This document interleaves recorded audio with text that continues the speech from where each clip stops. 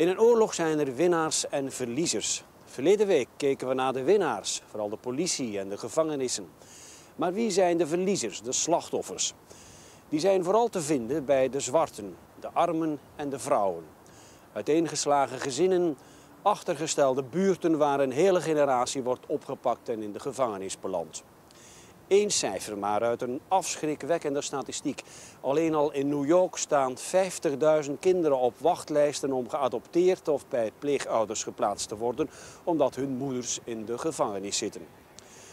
De Amerikaanse drugsoorlog, deel 2, na de winnaars, de verliezers.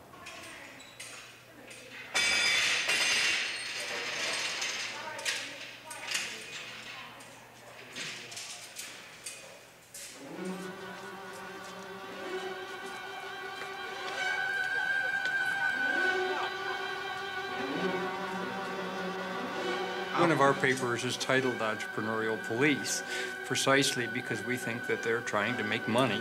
What I want to show y'all is vehicles that we seize on the push-off for customers coming to buy narcotics, and with me posing as a drug dealer. The level of seizure activity in the United States has exploded since 1984. What we do is we sell them fake narcotics. We use the same packaging that the drug dealers use, but we put soap. They will fine $800. And no drugs. No drugs.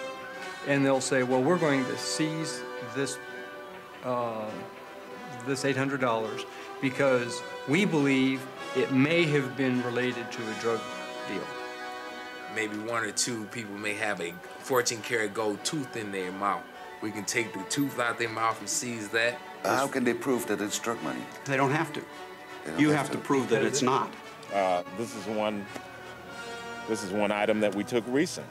The car? Yes.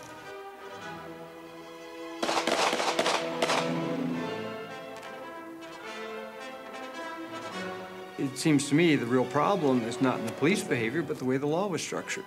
These officers that you see out here, and our narcotics people, are not shown in our city budget at all. They're totally self-funded.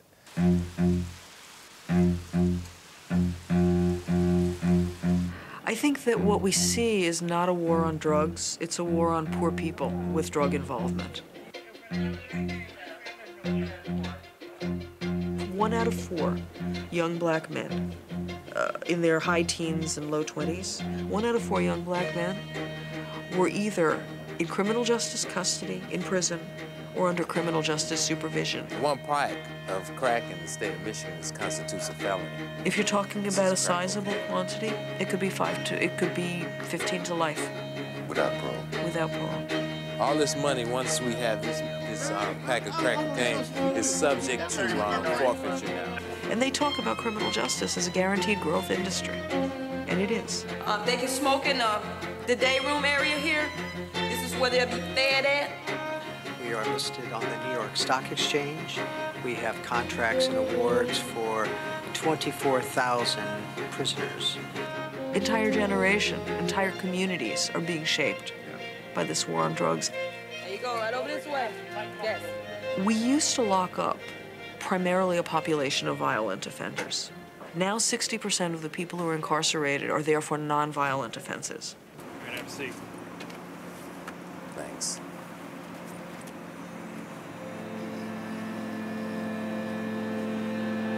Thanks, we'll meet y'all at the station.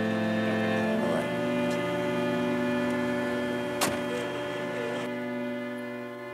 Nicole Richardson, she was 19 years old, 18 actually, when she fell in love with this boy who was she met him at a local bar, and he was sort of a small-time drug dealer. He bought and sold marijuana, and then he bought and sold a little bit of LSD. And so she fell in love with him. She went with him on a couple of the trips where he would sell LSD to someone. She'd stay in the car, and he'd go into the house and do the transaction. So she was aware of what was going on. At some point, the undercover cops got wind of his drug dealings and set up a deal. And so they called her house at some point in this deal to ask where to find her boyfriend because they wanted to pay him for the LSD they had bought. And so Nicole gives the phone number of her boyfriend's house. And that one act was enough to link her into the conspiracy. And so she was, when they arrested everybody, they arrested her as well. And they charged her with intent to distribute LSD. And she felt that her role was so minimal that she should take her case to trial and she'd be found, you know, innocent. But she took her case to trial and she was found guilty. And so she got the minimum sentence that the judge had to give her, which was 10 years.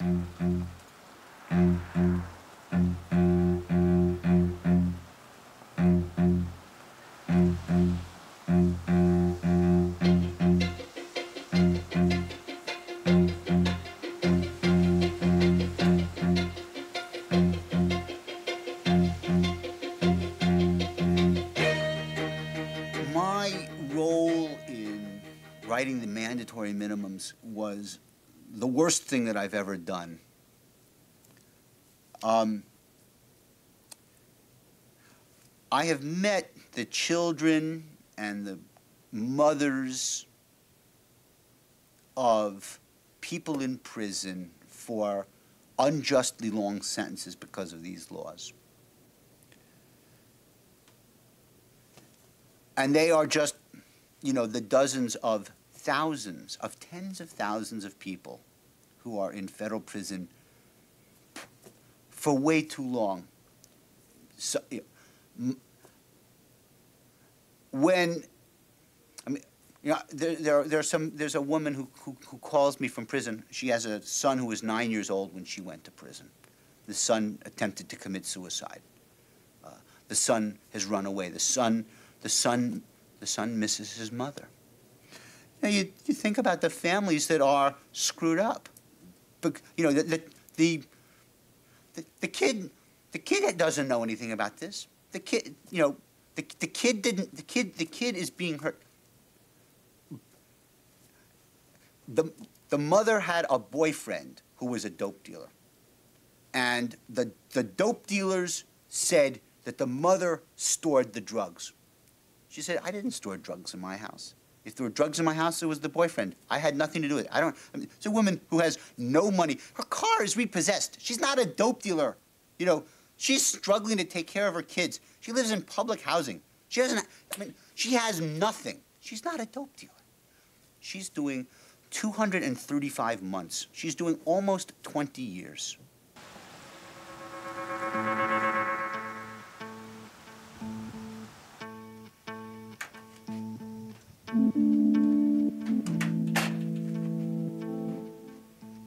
Johnny Patillo. He was in college. He had been working and getting his life together, paying bills and trying to become an upstanding citizen. He was only a couple credits short of finishing his college degree when a friend of his said, would you mind mailing this package for me at the FedEx building in Los Angeles?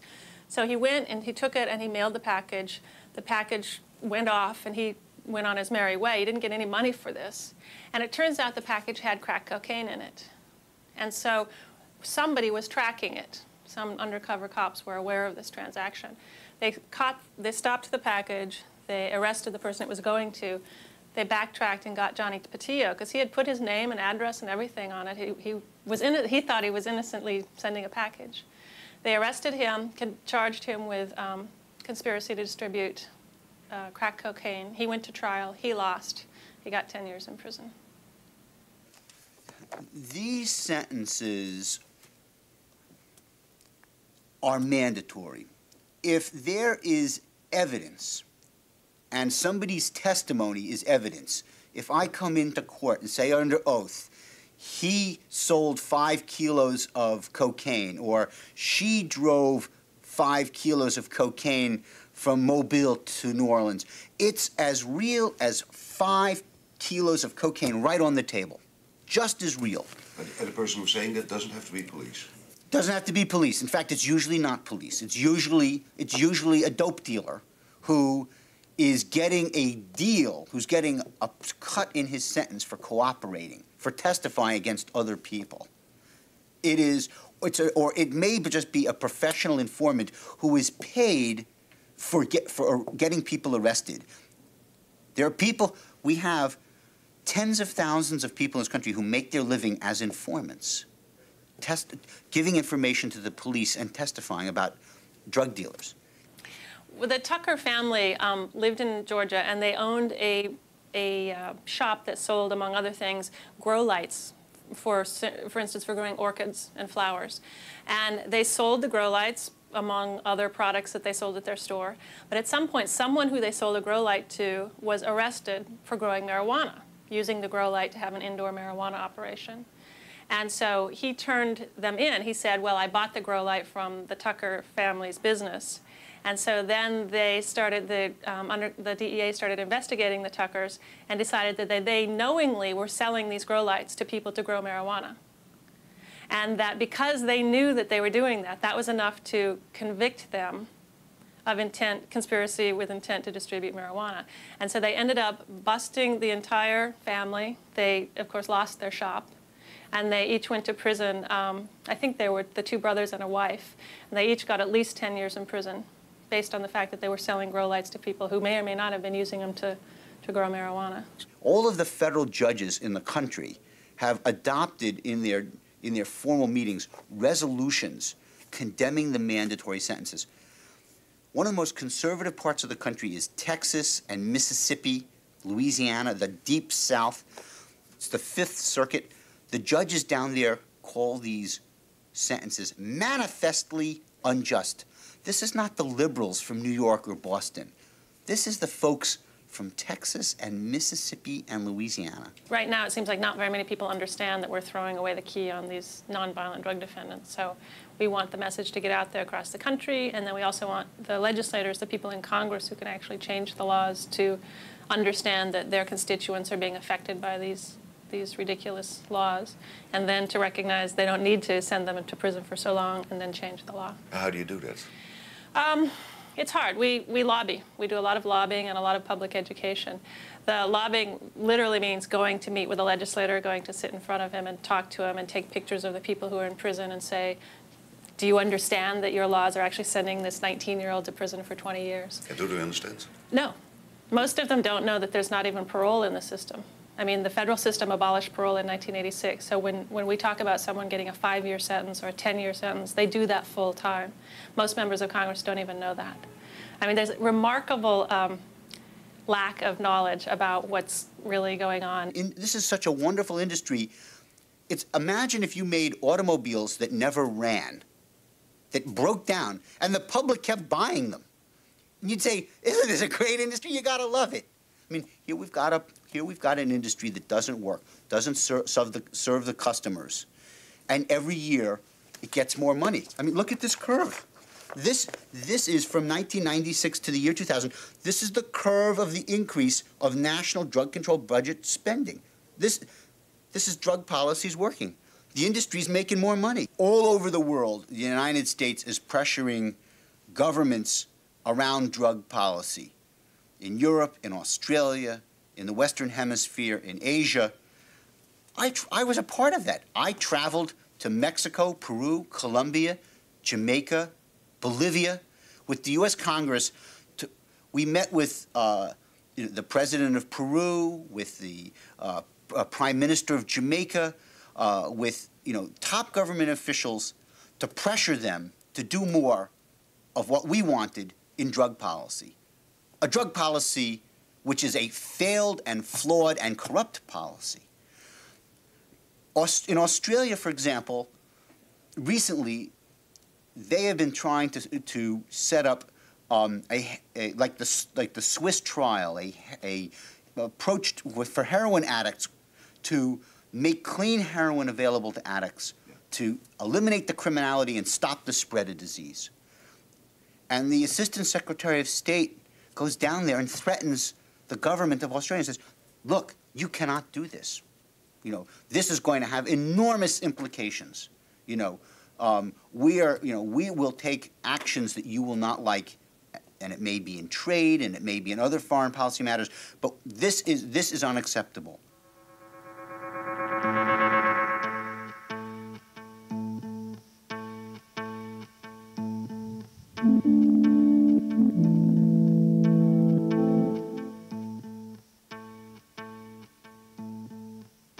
The This is Kimba's room. This is where she spent just about a year and a half before she was incarcerated. As you can see, a lot of her high school memorabilia is here. When she ran track in middle school, her letter when she was in the band, her pom-pom from when she was in the band. This is our dream house. When Kimba graduated from high school, we were very focused on our careers, built our dream house, had her college tuition in the bank. We had the American dream. And then all of a sudden it all crashed in on us, and now everything's gone. Kimba, when she graduated from high school, she went off to college. She found a group of young ladies. And one of these young ladies introduced her to a young man named Peter Michael Hall, who was a drug dealer. At the time, she didn't know he was a drug dealer. But as time progressed, she found out he was a drug dealer. She never sold drugs. She never used drugs. She never benefited from the sale of drugs. But because of her association with him and things like, for example, she put an apartment in her name, a car in her name, and dropped money off at an attorney's office, she received 24 and a half years. And 24 and a half years without the possibility of parole.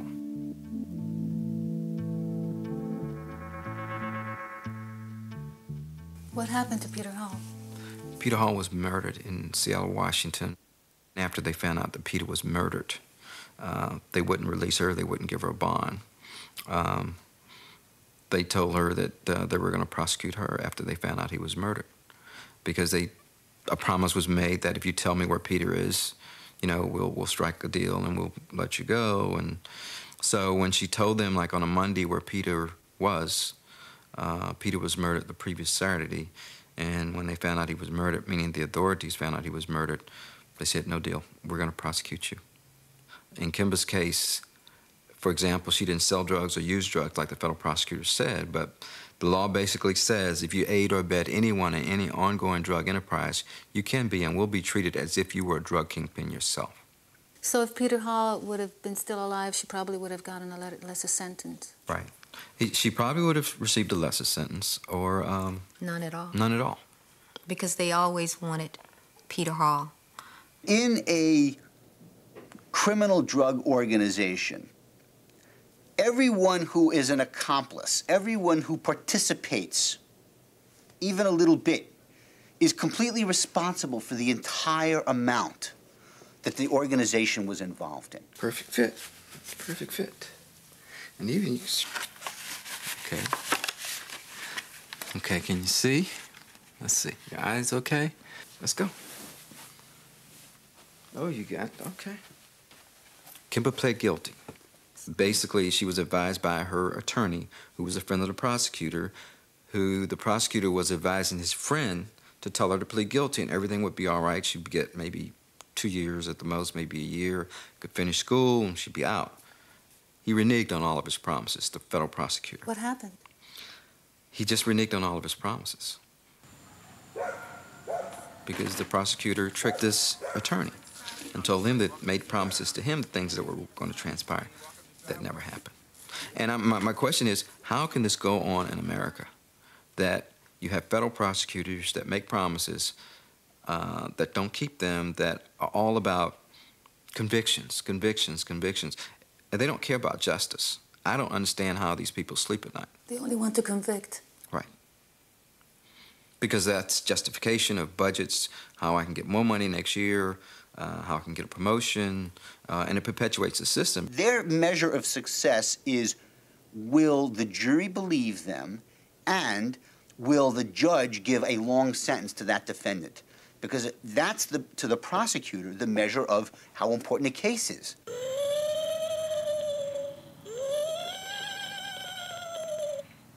And the judge, Judge Kellum, in his summary, said that, and I quote, "It would serve no useful purpose to incarcerate Mrs. Smith, but I need to send a deterrent to the public." And he sentenced her to 24 and a half years. A real tragedy here is her son, who is Peter's son also. And she gave birth to him while she was incarcerated. And Amani's one of millions of little guys, little girls, who are experiencing the identical same thing. And these are the kids that will grow up and, in some cases, not respect authority, hate the system, hate this country, and never get over why they incarcerated their parents when they know that their parents didn't rob, rape, murder anyone.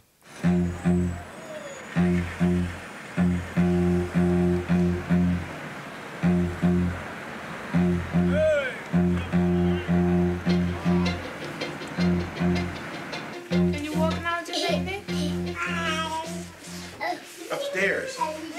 Yes. I'll take it. Warren. Hello. What's this? Which one? Not yours. How did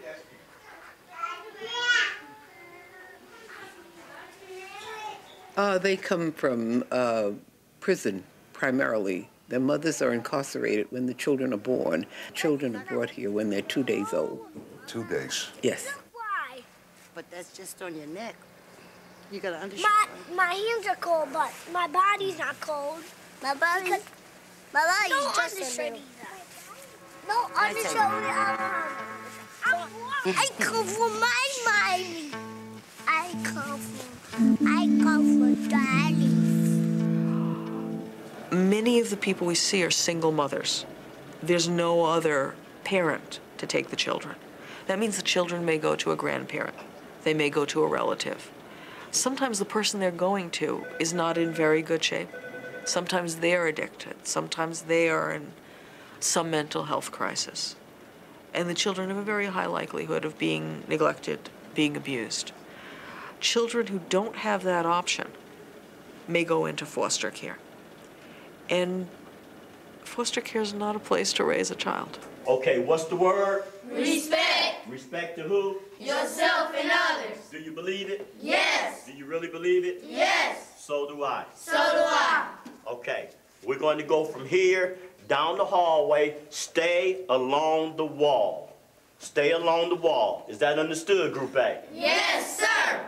Okay, thank you. What you need to do, fellas, is go down there to the door, stop in the middle of the floor, and don't say anything. Keep the line straight, fellas.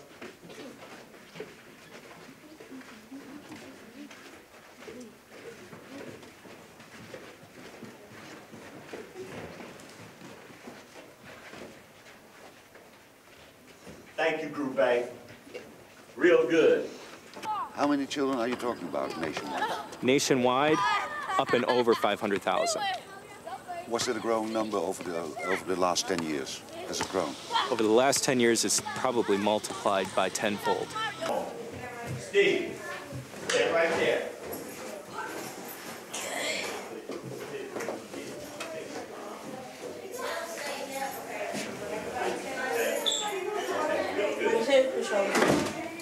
Make sure your rooms is tightened up, fellas. Real good. I want to see good work. Make sure that that pillowcase is tucked up underneath, all right? Let's do it right, fellas. Real good. Make sure your shoes is tightened up underneath the bed and everything. You see there's candy paper on the floor. Let's get the candy paper up. Come on, this is your room. You have to sleep in it. Let's make it right. Let's go. You got 2 minutes. You need foster homes, foster parents. Mm-hmm. How many would you need? Unlimited numbers. Unlimited? Yes, because there's always another child. Okay. 5 seconds. All right.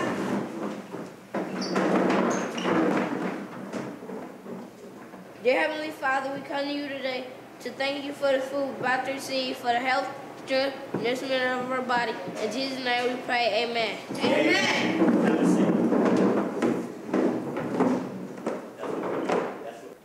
If an adult is incarcerated and has a child or 2 or 3 in the community, the odds of that child getting incarcerated go up dramatically. The support that that child would have had from that parent, both emotionally and economically, vanishes. The parent gets damaged. and then the parent comes out. We work with people who are struggling to make up for that damage, to be the parents to their kids that they didn't have the chance to be. But it's a real struggle, and it's against overwhelming odds. And what we're seeing is an increasing rate of incarceration for women. The incarceration rate has gone up dramatically Why is across the population. The incarceration rate for women has gone up exponentially. Why? Because of drug enforcement. Because of drug enforcement. It's drug arrests. It's arrests for drug use. It's arrests for drug sales. And before, women didn't go to prison for it. As the escalation in enforcement continues, more and more women are getting pulled into the system. What are you going to have, honey? You don't want no salad? You want nuggets? You want some bread with that, honey? You want an apple or a banana? Yes, please. Okay, down on the bottom. Get what you want. Want some bread? You're on quiet time, table one. I know. Want an apple or a banana? Banana? Grab one. You want a lot? Okay. I love it. You do? You love ravioli? Nice and cheesy today. I put a lot of cheese in it for you guys. Want some bread? Your mama cooked ravioli? Want some bread? Okay, real good. Okay. You want the chicken nuggets? No. Okay, real good. Come on, let's eat, fellas. Okay, we got 15 minutes. Let's go, fellas. Don't eat fast, but just don't waste it. What happens with foster care kids is that at the age of 16, they age out. They can be kept as long as 18, but I used to do criminal defense work, and I would see these kids who had been in foster care, had never learned the coping skills to be able to go out on their own. And in fact, at 16 or 18, I think very few children have the ability to support themselves. And they would be given their possessions in a black garbage bag, and they'd be turned out on the street. And then they'd get arrested. And then they'd be in the criminal justice system. And then they'd be following the track of the parent who went ahead of them. I'm happy because I'm going. You're going? Where you going? I'm going to my foster home. Her name is Miss Robertson. Have you seen her? Yes, I've seen her on my visit. She a nice woman? Yes, she has 1 foster children and 2 kids, one of them 24 and the other one 20. And they're nice too? Yes. The foster kid is Lorenzo. The other one, I forgot the other 2 names. That's your stuff? Yes. I like rollerblading a lot. I can do all kinds of tricks. I can do mostly everything. And why did you come here? Because, why did I come here? I forgot. I don't know why. I forgot.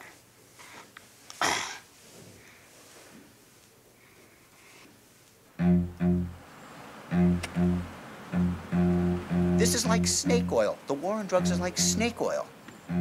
Snake oil is an American expression for a nostrum, a medication that doesn't work. The war on drugs is a very powerful industry. The drug testing industry is probably $1 billion a year industry. We have spent, just in building new prisons, $30 billion in the last 10 years. $30 billion in not new schools, not new hospitals, but in cells and bars and, stainless steel trays and stainless steel toilets and cameras and electronic gates. I mean, this enormously expensive stuff. In California, they've built more than 20 new prisons in this period of time. They built 1 public university. In California, prison guards are paid more than starting professors in the state university system in California. In California, the Prison Guards Union is the biggest political contributor after the doctors. It's a major player in the political system in California, the Prison Guard Union.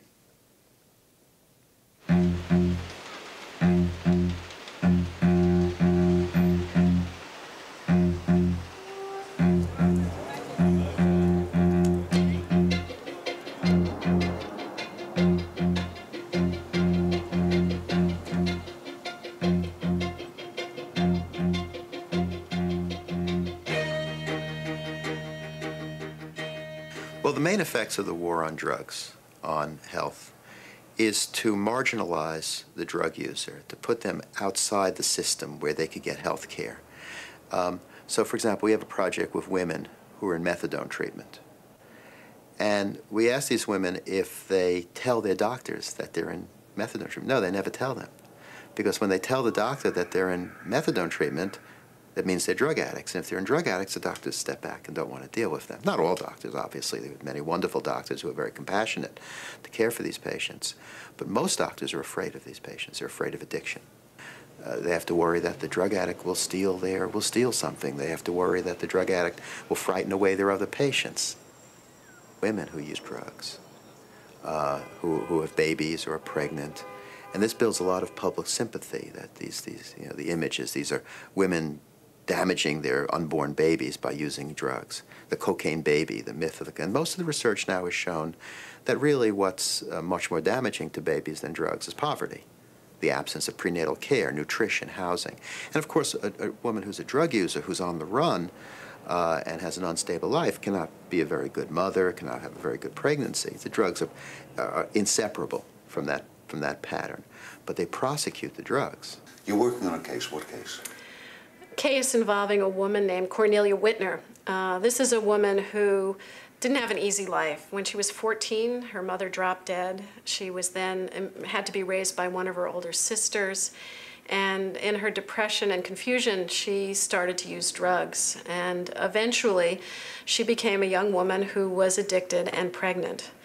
And in the course of her whole life, she had never been offered drug treatment or had any exposure to the possibility of help for her problems. Yet when she went to the hospital and gave birth and her newborn son tested positive for cocaine, rather than being offered any kind of counseling or drug treatment, she was reported to the police by the hospital. And the police came and arrested her on charges of child abuse, on the theory that by being pregnant and addicted, she was abusing the fetal child, the unborn child. And again, never offered treatment. Cornelia thought that if she pled guilty and asked for the court's mercy, if she said, please, Your Honor, help me get into an inpatient drug treatment program, that she might actually get the help she needed. And the judge looked at her and said, no, I think I'll just send you to jail, and then sentenced her to 8 years in jail.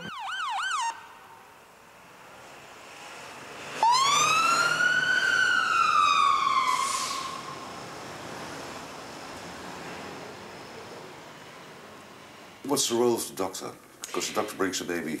Right. Well, you know, as a result of the decision, the Attorney General has declared that everyone, doctors, nurses, social workers, even the people who give out food supplements to pregnant women, if they know that a pregnant woman is using drugs, they are mandated to report that woman as a child abuser. So that now it's state law for a whole range of people who should be helping women.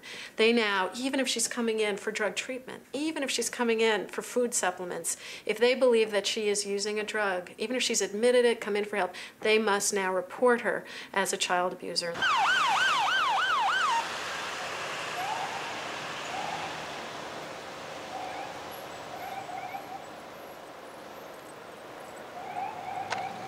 Private physicians, private OBGYNs are simply not testing their patients because they don't want to know if they're using drugs because they don't want to be in the position of having to turn them in.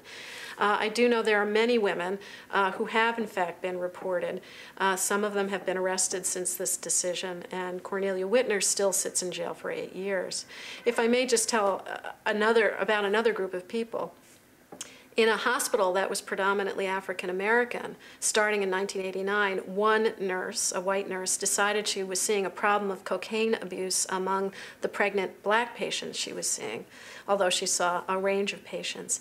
And rather than attempt to set up any kind of drug treatment program or counseling, she went to the hospital lawyer and said, is there any way we can get these women arrested? And the hospital proceeded to work with the police and the solicitors, the prosecutors, and set up a policy whereby if a woman tested positive for cocaine at their hospital and was pregnant, they would take her out of that hospital in chains and shackles. Rather than give them any kind of treatment at all, they simply, what they did was they acted as police agents from the moment these women came in.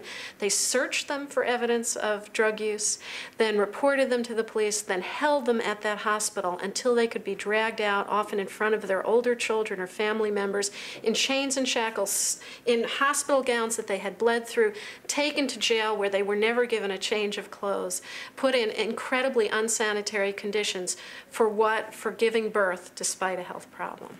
Because the drug addict is a pariah in this society, right? The war on drugs is a war on drug users, isn't it? So even though they say that the drug user is a patient, really, most of them can't get into treatment. There isn't enough treatment.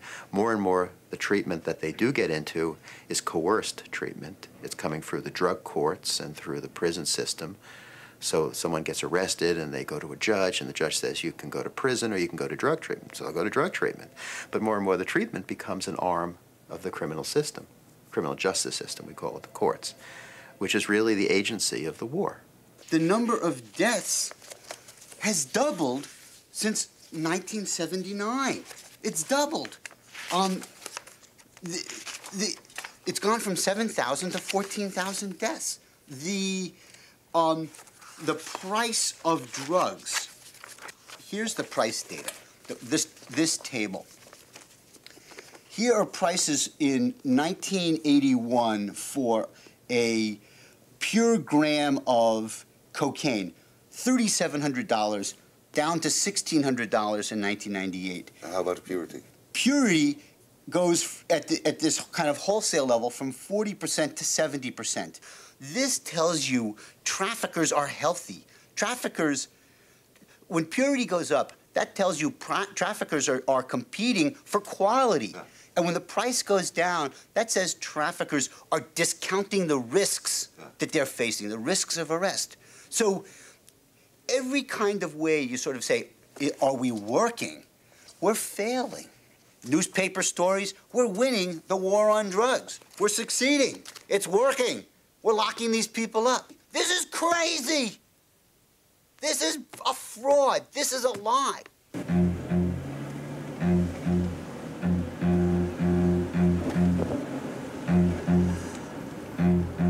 Now we'll go back to Fannin Street because that's where all the flower shops are.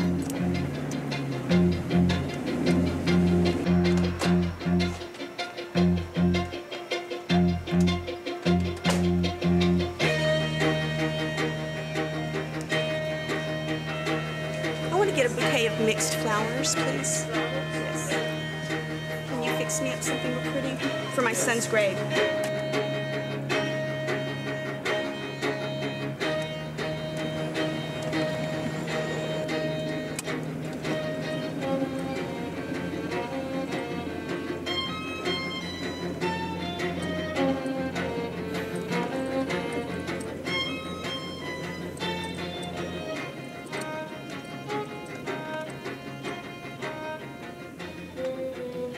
That's his grave right there.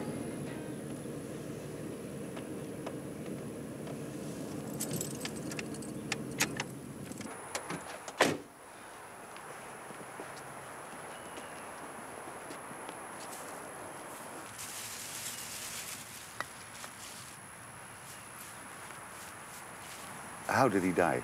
He shot up with heroin with about 7 other kids, and then he went to sleep.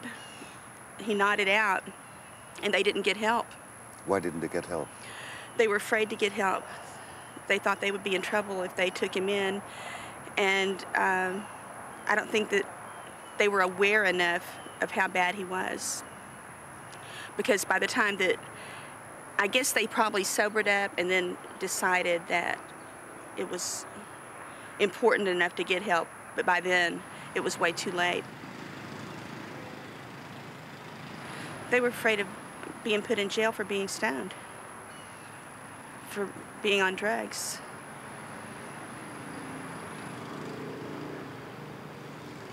They carried him around in his own Jeep. They drove him around for 3 hours. I went to Austin to see I got the addresses from the ambulance report and the hospital emergency room report. And so I wanted to see what places they had been to. And so I drove around and looked and realized that from one place to the other, they had to drive right by the hospital where he died, where he was eventually pronounced dead. The same hospital, they had to drive by it. They could have just taken him. But we're afraid.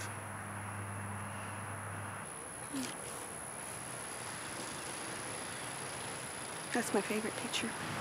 I really believe that if Jared hadn't done heroin, and I had warned him not to, that of course none of this would have happened, but people aren't perfect and people make mistakes and people do things that they're not supposed to do. And I don't think it should mean they have to die and that everybody ends up either being a cop or being in prison.